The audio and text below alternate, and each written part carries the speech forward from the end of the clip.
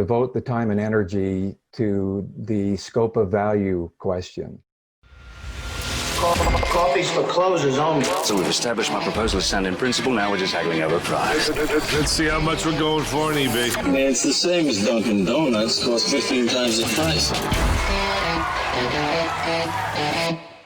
Welcome to Impact Pricing, the podcast where we discuss pricing, value, and the professional relationship between them. I'm Mark Stiving. Today our guest is Tim Williams. Here are 3 things you want to know about Tim before we start. He founded the Ignition Consulting Group 22 years ago, and he's still there. He focuses on business and pricing models for agencies and professional services firms, and he's on the board of the Humane Society. Oh, and I just learned he has a second home in Moab, where I was a few weeks ago, and absolutely loved it. What a beautiful place. Welcome, Tim. Thank you. Pleased to be here, Mark. Hey, so how did you get into pricing? Well, that's an interesting question. I started my consulting practice focused exclusively on positioning strategy, business strategy for professional firms. Mostly my sweet spot is the advertising agency world, but I've worked with law firms, accounting firms, architectural firms, but professional services primarily. I met a gentleman that you know well, Mark, Ron Baker, about 12, 13 years ago, and he just turned my life upside down when it comes to pricing. I was, as a former CEO myself, I was deep into the traditional cost accounting world, and Ron just completely changed my paradigm. So there was really no one working in my space in pricing at the time, and there's still very few, but I owe my conversion to pricing and value pricing, modern pricing, to Ron Baker. Yeah, that's interesting. What was the first big change? Was it trying to get them to go away from hourly and to more of a project-based pricing? Yeah, that's the big problem in professional services is the hourly rate. That was adopted as a pricing model in the 40s by law firms, adopted by other kinds of professional services. And actually ad agencies were kind of late to the hourly rate game in the sense that they didn't start doing it till maybe the mid 1980s. So that's the problem, is professional firms trying to package up the tremendous value they create into an hourly rate. And that's the wrong unit for knowledge work, isn't it? Because the nature of knowledge work is that the advice and solutions can create tremendous value irrespective of the amount of time that was spent developing the solution. Oh, that's absolutely right. So I always thought advertising agencies charged based on a % of the spend from their clients. They used to. Back in the days of Mad Men, that was the dominant compensation structure. Agencies would earn a commission on the media that they placed on behalf of their clients. So hence the word agent in agency, much like the business model of a travel agent who earns commission, or real estate agent. Agencies were true agents back then, but when the consolidation of the advertising business started happening in the 1980s, the big multinational firms actually decided to take their agency business and divide it into specialized units so that you have media separate from creative, and you've got PR, and you've got experiential, and you've got events. And so there's lots of different specialties. So unless you're a media agency, you can't earn the media commission. So they had to look for another revenue model. And they unfortunately adopted the hourly rate. Bad decision. Well, so the hourly rate just makes so much sense when you're thinking about how do I cover my costs and make a little bit of money, and it just doesn't optimize your profits in any way whatsoever. Absolutely right. In fact, if you think about it, the hourly rate is only a manifestation of your cost structure. It's not a revenue model at all. I think the central problem in professional services is that by using the hourly rate, professional firms are simply charging for their costs, not their value, because the hourly rate's constructed. There's a formula for it. It's salary plus overhead plus an expected profit margin. Yeah. And so if you think about it, that's identical. Maybe you don't know this, but that's identical to the way hardware companies tend to price, where they just add up their cost of goods sold and add a profit margin and say, here's our price on that now. Right. Cost plus. Cost plus. And that is also very prevalent in professional services, where you literally take the cost of staff, add an overhead factor, a desired profit, and that becomes your price. It's called cost plus pricing, but it's just as bad or worse than the hourly rate, because then that opens up with professional buyers, procurement, all sorts of obnoxious conversations about, well, justify your costs. It looks to us like you're spending too much on overhead and too much on health insurance. And by the way, what your profit margin, you're making too much money, because all those things are disclosed in the cost plus model, which are all the wrong conversations to be having, aren't they? Yeah. So the good news about hardware companies is they don't have to disclose their costs. That's just how they figure out their prices. Mm-hmm. But yeah, if you're going to disclose costs, now the conversation goes crazy. Yeah, and unfortunately, professional firms, agencies in particular, have ceded way too much power to professional buyers by disclosing more and more cost information. It changes the dialogue, and so you're having completely the wrong conversation. You're not talking about value created, as you write about. You're talking about costs incurred. Yeah, nice. I'm going to ask you a really, really hard question. And I know this is hard because I've struggled with the answer for a very long time. But your LinkedIn headline says business model and pricing strategist for professional services firms. Mm-hmm. What do you think the difference is between a business model and a pricing model? Well, closely related, and it really explains my focus in consulting, because I think they're two sides to the same coin. Business strategy in its pure form is a positioning strategy, deciding what markets you're going to target and what service offerings you're going to offer. You can't do everything for everybody, right? So that's the decision about business strategy. Pricing strategy, and that's a dimension of your business model. Pricing strategy, also a dimension of your business model. That's the missing piece, that is your revenue model. I have this pyramid triangle model that I like that explains business model, and it has three elements. First is create value, second is deliver value, and third is capture value. So the create value piece is where you make the positioning decision. Which markets are we going to serve and what products and services are we going to offer? The deliver piece is about your production system, and the the capture value piece is about having a revenue model. And I submit most professional firms don't have a revenue model. They only have a cost structure, and the cost structure masquerades as a revenue model. Yeah, so they're essentially doing cost plus pricing or hourly pricing, and that's what they think of as how they're going to capture value. Right, because they feel like that will at least cover their costs, which it often doesn't. And they're not thinking at all about the money they're leaving on the table. Most professionals have never read a book on pricing. I ask this question of audiences of, global multinational organizations full of CEOs, CFOs, how many here have ever read a book on pricing? Not a single hand ever goes up. So they haven't studied the subject, which makes it a really unfair fight when they're in the room with professional buyers. Yeah, exactly. So I laughed when you said create, deliver, and capture value, because I often talk about pricing as create, communicate, and capture value. Sure. And I could see clearly how they're different, the way that you think of it and the way I think of it, because you were thinking of the business model. And that deliver piece is really, how is it that we are delivering value to the marketplace? Right. And as a pricing person, I'm not so worried about that. I'm worried about choosing what things we do. Right. I'm worried about how we talk about it to the market and how we then go capture it with revenue models or pricing models, or however you want to think about that. Yeah, excellent point about communicate value. And I know there's a 5C model too, isn't there? Got to be 20 C's somewhere. Yeah. So communicate absolutely is an important missing element. I've seen what you've written about communicating value and talk value, not price.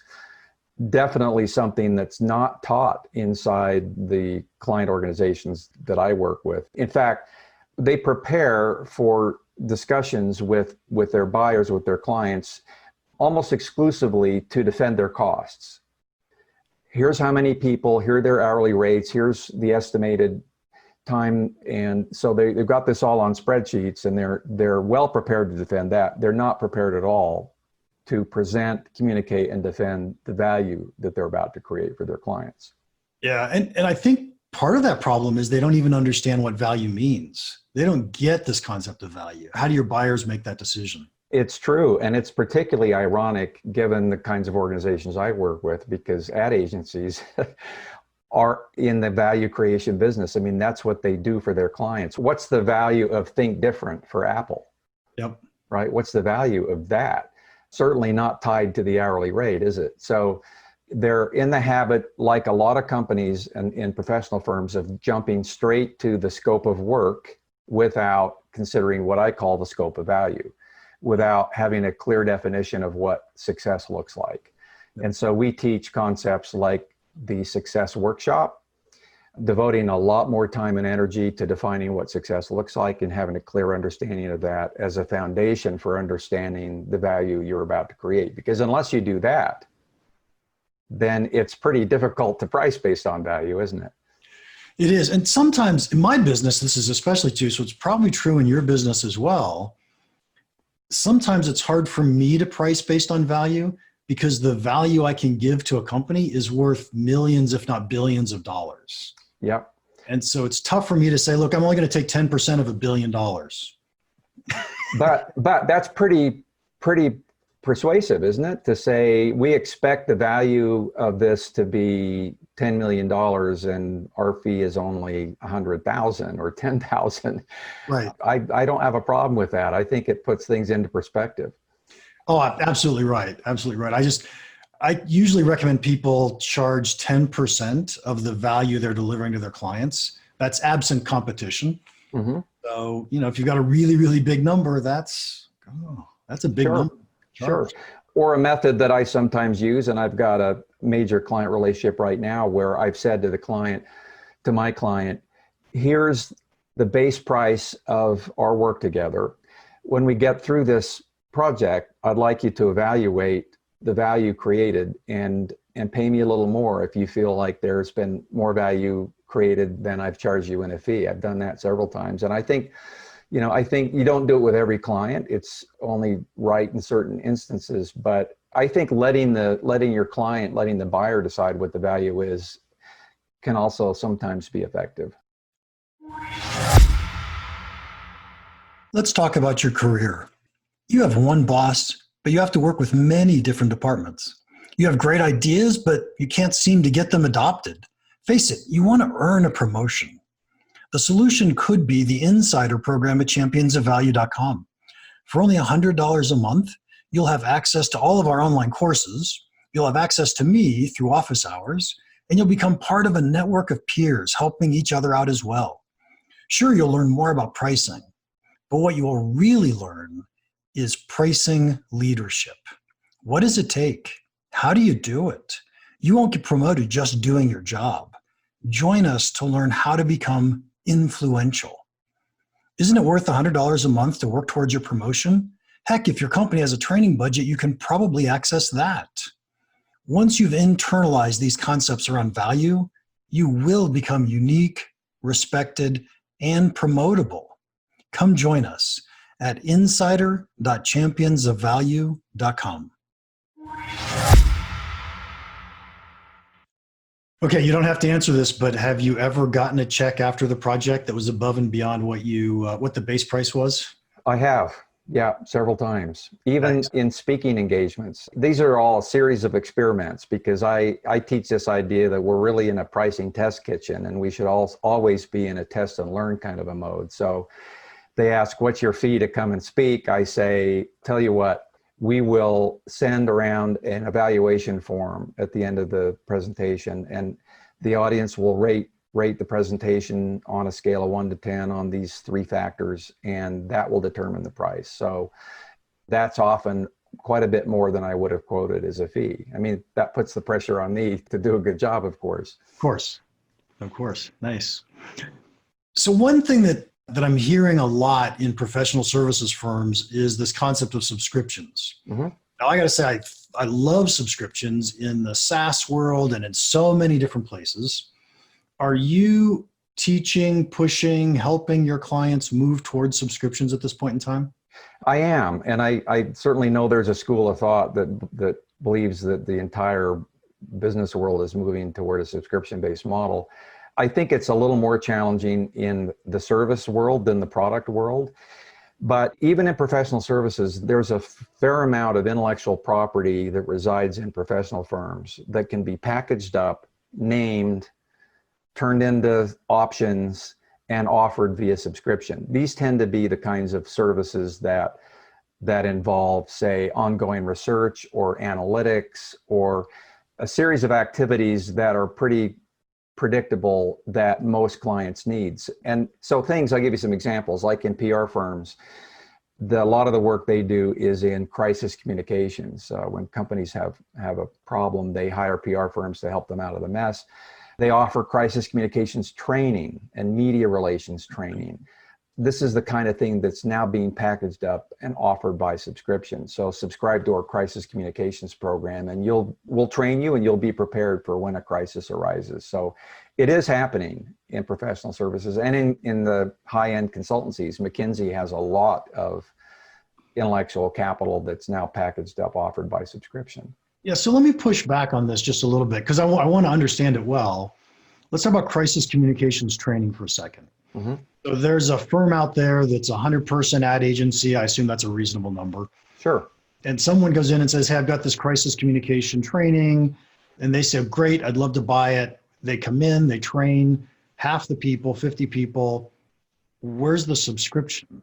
Right? I think of a subscription as we have to frequently deliver benefits, frequently deliver value, so that it's worthwhile for a customer to pay us on a regular basis. Mm-hmm. Well, it really is based on the fact that most companies have quite a bit of turnover. I mean, you've got 20% of your staff turning over, sometimes 30% in marketing and communications departments in large companies. So you're never done with the training. It's an ongoing, you always need to train and you always need to be prepared and have your assets ready and your ducks in a row for when a crisis does happen. So I think a better example would be analytics products where agencies are tracking marketing metrics on behalf of a client and they're delivering monthly reports. And that's a perfect candidate for a subscription because that happens on an ongoing basis. Yeah, I agree completely with that one. The reason I push back partly is, that's the world I'm in, is I train people all the time. Sure. And I try really hard to figure out how to make it look like a subscription, how to deliver value on a regular basis. And I do that in a lot of ways, but it's still challenging, right? I think it's challenging. I do. I think professional services, there's a natural pushback, first of all, in professional services, because we like to think everything we do is custom and unique and not off the shelf and not cookie cutter. So we don't want to offer anything by subscription, but that's really old school thinking. There's a lot of activities and solutions that we offer that actually could qualify for subscription. Social media programs are an example. So in agencies, they are helping to monitor and develop social media content on a monthly basis, sometimes thousands of pieces of content. So you can have a program A, program B, program C. Program A is 100 pieces of content, program B is 500, program C is 1,000. I mean, those kinds of things that are ongoing and fairly predictable can actually work quite well. And I think part of the value is that it changes the frame of reference. It changes the conversation with your clients and you're diversifying your revenue stream. So I don't know a single professional firm that derives all of its revenue from subscriptions. I know people like my friend Ron Baker believe that that's where the world is headed. I'm not there yet. I'm not sure it would be possible to derive all of your revenues from subscription, but bits and pieces, sure. And I do preach that idea. Yeah, I think I agree with you in that there are things about it that make a lot of sense in a lot of areas, but there are also places where it doesn't make sense. That's right. So if I want a new logo for my company. Right, you can't subscribe to that. No, that's a defined project with a stop and start. You can't subscribe to a new logo. Yeah. And then the other thing I think about often is the uncertainty of it. Mm-hmm. This struck me when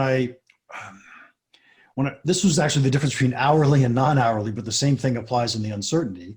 In that I went to buy a battery. Actually, I was getting an oil change, but I saw a sign on the desk that said, "Hey, we'll replace your battery for $169 or some number like that."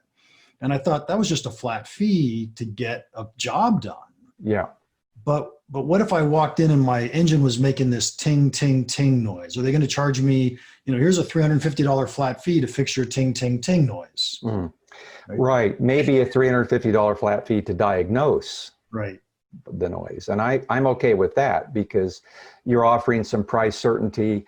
You're not sure whether it's going to take you an hour or a full day to diagnose it, but you've been in business long enough that on average, these kinds of diagnostics incur a certain kind of internal cost. And so I think that kind of thing can work. And I think one of the things that most professional firms miss when you say the words value-based pricing, they immediately go to, oh, you mean skin in the game. You mean we're going to tie our compensation to marketplace results. And I don't even use the terms value-based pricing in my writing and teaching anymore because it's too confusing. People jump to the wrong conclusion. I'll say progressive pricing or modern pricing or strategic pricing or some other description because they miss the point that the simplest form of value pricing is simply fixed price for fixed scope, right? Divorced from the hourly rate, divorced from your internal costs, you coding a price based on what you believe you can do to solve that client's problem, knowing in some cases you'll make a great margin and in some cases you'll break even or worse. But on average, fixed price for fixed scope is a fine way to dip your toe in the water for professional firms. So every time I say the words value-based pricing, I define it. Mm-hmm. And what I define it as is charge what your customer is willing to pay. Yeah, right. I just think in my own practical experience is that so many people in my space react to it as in one of two extremes: value as in Walmart, right, as in cheap, value price, or they jump to, oh, you mean we have to tie our compensation to some kind of an outcome.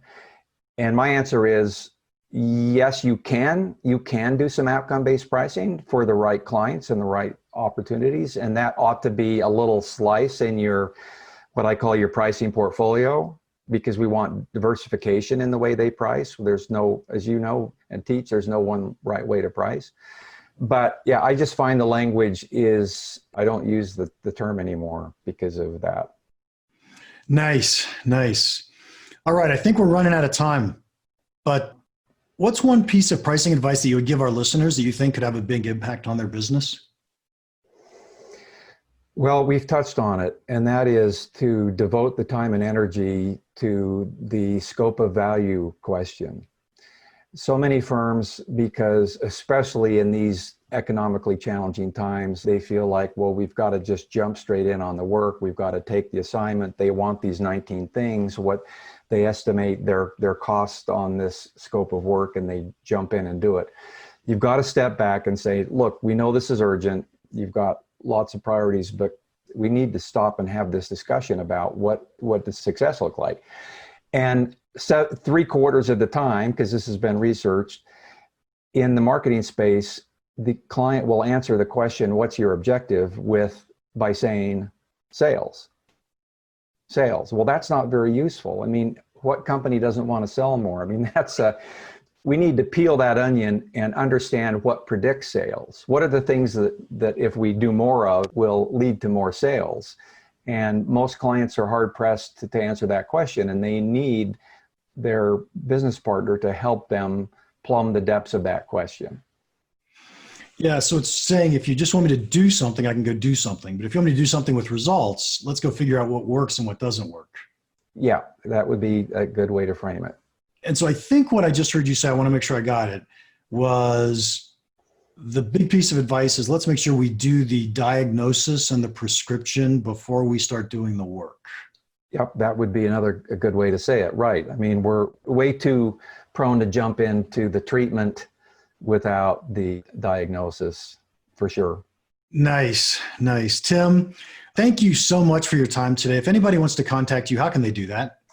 Our web address is ignitiongroup.com. That would probably be the easiest way. I publish a blog there and there's a contact form. So I'll be pleased to hear from you.